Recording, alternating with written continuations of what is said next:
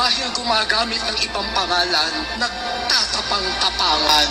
Kung manira, kung pumatikos, matapang lang kasi hindi niya inaamin ang tunay niyang pangalan.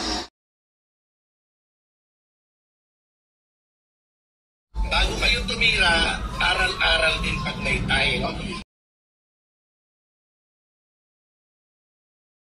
Ang umiibig, totoo.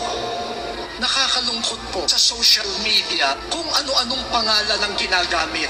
Kung ikaw ay totoo, gamitin mo ang pangalan mo. Huwag kang magtatago sa kung ano-ano ang nagmamahal, totoo.